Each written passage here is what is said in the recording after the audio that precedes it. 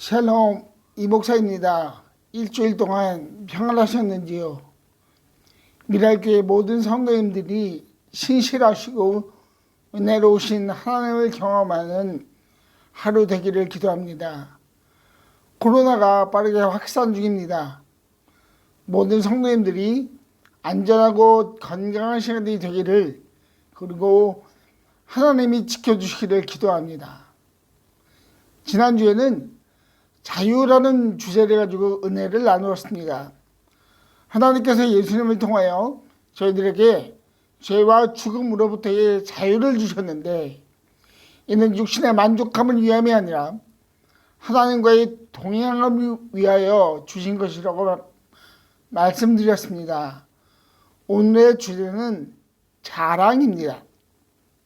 사도 바울이 갈라디아서 성도인들을 향해 말한 자랑이 무엇인지, 그리고 그 자랑이 세상의 자랑과는 얼마나 다른 것인지를 함께 살펴보며 은혜를 나누고자 합니다.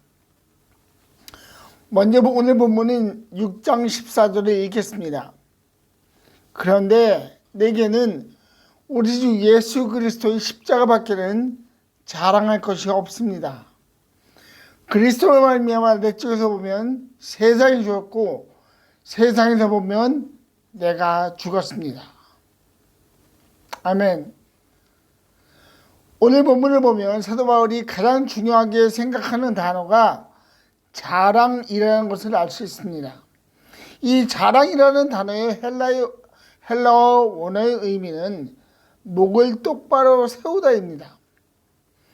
목을 똑바로 세운다는 것은 자신감이 있다는 표현입니다. 당당하게 무엇이든지 말할 수 있고 증명할 수 있다는 의미입니다. 제가 조금 전에 말씀드린 자랑의 의미는 어찌 보면 세상에서 말하는 자랑의 의미로 이해할 수도 있습니다. 그렇다면 세상에서 자랑하는 것이 무엇인지 함께 살펴보겠습니다. 빌립보서 3장 5절 6절은 사도 바울의 육신적인 자랑이 기록되어 있습니다. 그는 다음과 같이 말합니다. 나는 난지 8해 만에 할례를 받았고, 이스라엘 민족 가운데서도 베냐민 지파요, 히브리 사람 가운데서도 히브리 사람이요, 율법으로는 바리새파 사람이요, 열성으로는 교회를 박해한 사람이요, 율법의 의로는 흠잡을 데가 없는 사람이었습니다. 이 두 구절은 세상 속에서 사람들이 자랑하는 것이 무엇인가를 말해주고 있습니다. 베냐민은 야곱이 사랑하는 라헬이 낳은 두 아들 중 한 명입니다. 다른 한 명은 요셉입니다. 야곱은 4명의 여자로부터 자식을 얻었는데, 그가 정말로 전심을 다해 사랑한 사람은 라헬이었습니다. 사랑하는 자의 몸에서 나온 요셉과 베냐민은 다른 형제들과는 다른 사랑을 아버지에게서 받았습니다. 그리고 이 베냐민 지파를 통해 하나님은 많은 훌륭한 백성의 지도자들을 세우셨음을 성경은 말합니다. 사사시대의 에훗은 이스라엘이 모압의 압제를 받고 있을 때 단신으로 모압 왕 에글론을 죽이고 이스라엘을 구원한 자였습니다. 사사시대가 지나가면 왕정시대가 등장하는데, 이스라엘의 초대왕은 바로 사울왕입니다. 이 사울왕이 바로 베냐민 지파 사람입니다. 성경에 의하면 그는 다른 사람들보다 머리가 더 큰 용사였습니다. 그는 왕으로 보여지기에 충분한 자였습니다. 이스라엘 백성이 가나안 땅으로 들어간 후에 지파별로 땅을 나눕니다. 베냐민도 한 지파에게 당연히 땅을 배분받았는데, 그들이 배분받은 곳이 예루살렘이 있습니다.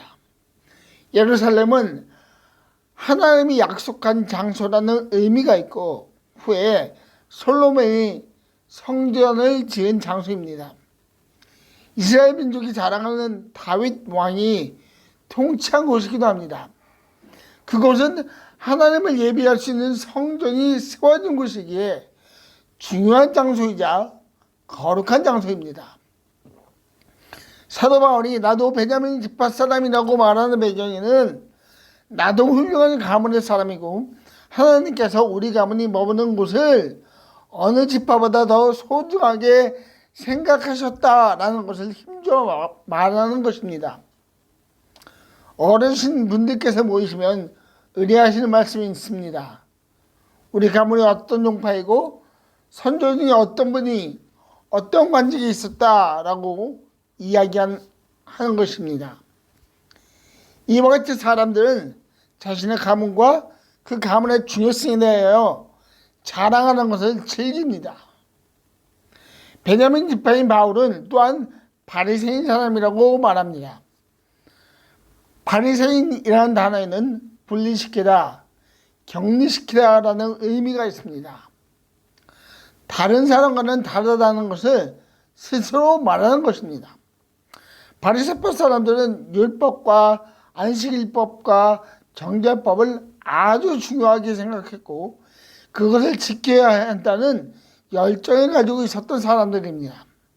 그런데 이런 열정은 본래의 하나님 앞에서 자신을 돌아보는 거울로 비추어지는 본래의 의도에서 벗어나 그들의 열심으로 그들의 눈으로 다른 사람들을 정죄하는 것으로 이어졌습니다. 누가복음 18장에는 바리새인과 세리의 기도가 기록되어 있습니다. 성전에 올라간 바리새인이 다음과 같이 기도합니다. 바리새파 사람은 서서 혼자말로 이렇게 기도하였다. 하나님 감사합니다. 나는 남의 것을 빼앗는 자나 불의한 자나 간음하는 자와 같은 다른 사람들과 같지 않으며 더구나 이 세리와는 같지 않습니다. 나는 일에 2번씩 금식하고 내 모든 소득의 11조를 바칩니다. 나는 다른 사람들과 같지 않다라고 말합니다. 나는 특별한 사람이라고 스스로를 높이는 일을 합니다. 율법에 기록된 모든 것을 정확하게 지킨다고 말합니다. 다시 말하면 하나님, 내가 하나님을 향하여 얼마나 수고하는지 하나님을 향한 내 열정이 얼마나 대단한지를 하나님께서 알아주셔야 합니다. 라고 말하는 것입니다. 그러나 이 바리새인들에 대한 예수님의 평가는 아주 냉정했습니다. 예수님께서는 제자들에게 다음과 같이 말하십니다. 너희는 기도할 때 위선자들처럼 하지 말아라. 그들은 사람들에게 보이려고 회당과 큰 길 모퉁이에 서서 기도하기를 좋아한다. 사도 바울이 예수님을 알기 전에 자랑한 것이 있었습니다. 자신이 어떤 사람인가를 드러내 보이려고 하는 노력입니다. 그는 이스라엘 백성 중에 중요 지도자들을 배출한 베냐민 지파의 금수저 집안의 사람이고 또한 하나님의 열정으로 가득 찬 바리새파 사람이었습니다. 바울의 이 고백을 통하여 세상 사람들이 자랑하는 것이 결국 세상 가운데서 자기 자신, 가족, 배경, 위치라는 것을 알 수 있습니다. 예수님을 알지 못하는 사람은 이것들을 자랑합니다. 이것들을 드러내고 싶어 합니다. 그러나 사도 바울은 오늘 말씀에서 자랑할 것은 단 한 가지밖에 없다고 말합니다. 그것은 예수님입니다. 그렇다면 예수님을 자랑할 이유가 무엇인지 함께 살펴보겠습니다. 먼저는 예수님의 희생입니다. 얼마 전에 한 예능 프로그램에서 수방관님들의 이야기를 다루었습니다. 그분들은 정말로 희생이 무엇인가를 몸소 실천하시는 분이십니다. 약간 나이가 있으신 소방관님께서 나오셔서 여러 가지 이야기를 하시는데 나이가 들어감에 따라 가장 힘든 것이 소방 호스를 잡는 것이라고 말했습니다. 소방 호스에서 나오는 물의 압력이 저희들이 상상하는 것 이상의 압력이기에 이 호스를 안정적으로 지탱을 하려면 강인한 체력이 필요하다고 합니다. 그 호스를 잡는 것이 약간은 힘들 나이가 되었지만 저 풀 속 안에 내가 구할 사람이 있다는 것을 생각하면서 그 호스를 붙들고 나간다고 합니다. 그래서 소방관은 물의 압력은 신경 쓰지 않습니다. 오직 구해야 할 사람만 생각하고 그 의지로 자신을 희생합니다. 예수님께서 하신 일도 이와 마찬가지입니다. 예수님은 오직 사람만 생각합니다. 사람을 사랑하시는 것만 생각합니다. 그래서 자신을 희생하셨습니다. 사도 바울은 에베소서에서 이 예수님의 희생을 다음과 같이 말합니다. 그리스도께서 여러분을 사랑하셔서 우리를 위하여 하나님 앞에 향기로운 예물과 제물로 자기 몸을 내어주신 것과 같이. 예수님의 사랑은 조건이 없는 사랑입니다. 그래서 모든 사람을 위하여 자기 몸을 내어주셨습니다. 그분은 하나님이십니다. 높은 하늘 보좌에서 천사들의 찬양을 받기에 합당하신 분입니다. 그러나 그분은 이 땅에 오셔서 가장 끔찍한 형벌로 자기 몸을 내어주셨습니다. 그리달발트라는 화가가 그린 십자가형이라는 작품이 있습니다. 이 작품을 보면 예수님께서 얼마나 고통스럽게 죽으셨는지를 사실적으로 묘사하고 있습니다. 두 손에 박힌 못자국으로 인하여 이내 예수님은 뼈가 다 드러나시기까지 육신적으로 힘든 상황을 그리고 있습니다. 하나님의 아들이신 분의 얼굴이 심히 고통스러운 얼굴로 이 땅을 향하고 있습니다. 저희들은 이를 예수님께서 향기로운 제물로 자기 몸을 내어주셨다라고 말할 수 있지만 예수님은 이 고통이 어떠한지 아시고 할 수만 있다면 이것이 내게서 떠나게 해달라고 기도하셨습니다. 이렇게 예수님께서 희생제물로 드려짐으로 우리의 죄가 용서받게 되었습니다. 결코 사람의 힘으로 해결할 수 없는 바로 그 문제로 인하여 평생을 수고하고 노력하고 찾으려고 노력하지만 결국은 실패하고 마는 그 죄의 문제가 해결되었습니다. 향기로운 제물로 드려진 예수님은 죄의 문제를 해결하심으로 모든 사람에게 회복의 길을 열어주셨습니다. 요한복음 9장의 배경은 예수님께서 길에 가시다가 날 때부터 눈먼 사람을 만나는 것으로부터 시작합니다. 당시 사람들은 한 사람이 앞을 보지 못하는 것을 육신의 문제가 아닌 죄의 문제로 인식을 하였습니다. 제자들이 예수님께 묻습니다. 누구의 죄 때문에 이 사람이 이렇게 되었습니까? 제자들이 이 질문을 뒤로하고 예수님은 그 소경 앞으로 가셔서 그를 회복시켜 주셨습니다. 예수님께서 그를 만나주시니 그의 눈이 밝아졌습니다. 그리고 그는 회복되었습니다. 전에 볼 수 없던 자가 보게 된 것입니다. 그리고 이제 볼 수 있게 되었습니다. 이것이 바로 은혜입니다. 저희들도 전에는 볼 수 없었던 자들입니다. 하나님을 볼 수 없었습니다. 찾지도 않았고 그분의 존재조차도 몰랐습니다. 그러나 그분은 우리 앞에 나타나셔서 진흙을 기어 우리의 눈에 바르시고 그로 인하여 우리의 눈이 밝아지게 되었습니다. 그리하여 하나님 앞으로 가는 길을 알게 되었습니다. 이 놀라운 은혜를 나 같은 죄인 살리신 이란 찬양에서는 다음과 같이 고백합니다. 잃었던 생명 찾았고 광병을 얻었네. 아멘.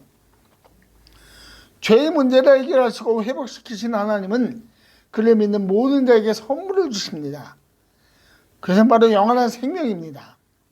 요한복음에서 예수님은 다음과 같이 말하십니다. 내가 진정으로 너희에게 말한다. 내 말을 듣고 또 나를 보내신 분을 믿는 사람은 영원한 생명을 가지고 있고 심판을 받지 않는다. 그는 죽음에서 생명으로 옮겨갔다.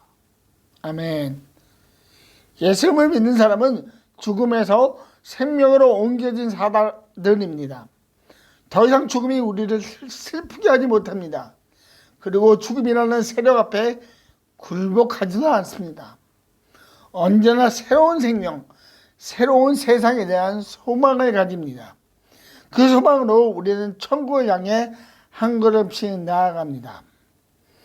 예수님은 희생제물로 드려지셔서 우리의 죄의 문제를 해결하시고 모든 사람이 하나님 앞으로 나아갈 수 있는 길을 만드시고 영원한 생명을 주셨습니다.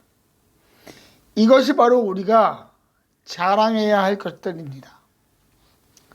사람들은 자랑을 하는 것을 즐거워합니다.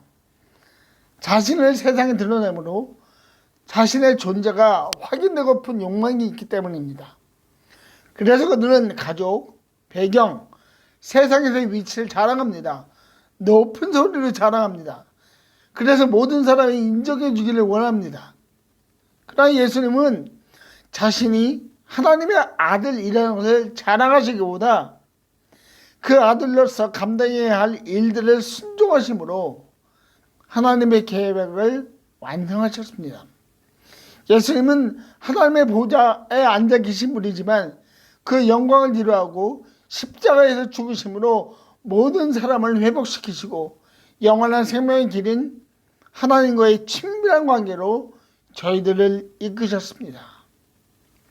저희들은 이 세상에 살면서 무엇을 자랑해야 할까요? 특별히 예수 믿는 사람으로서 우리의 입술이 무엇을 자랑해야 하는가를 생각하는 하루가 되기를 예수님의 이름으로 축복합니다. 그리고 기도하십시오. 혹여나 나의 입술이 예수님의 이름을 앞에 놓고 나를 자랑하지 않도록 성령의 충만함을 위해 기도하는 미랄교회 성도님들이 되기를 예수님의 이름으로 축복합니다. 기도하겠습니다. 아버지 하나님 감사합니다. 오늘 말씀을 통하여 내가 자랑할 것은 오직 그리스도 예수밖에 없다는 이 사도 바울의 고백이 저희들의 고백이 되게 하여 주십시오. 하나님, 저희들의 입술이 세상의 위치, 배경, 자신을 자랑하는 것을 뒤로하게 하시고 멀리하게 하시고 주님의 희생, 우리에게 영원한 생명을 주신 그 영원한 은혜와 선물과 축복을 이 세상에 살면서 오늘 하루 살면서 생각하며 자랑하는 자들 되기 원합니다. 주님, 오늘 하루도 예수님 자랑하며 살 수 있는 저희들이 되게 해주시고 오늘 하루도 모든 성도님들이 건강할 수 있도록 주님 지켜주십시오. 살아계신 예수님의 이름으로 감사하며 기도하였습니다. 아멘.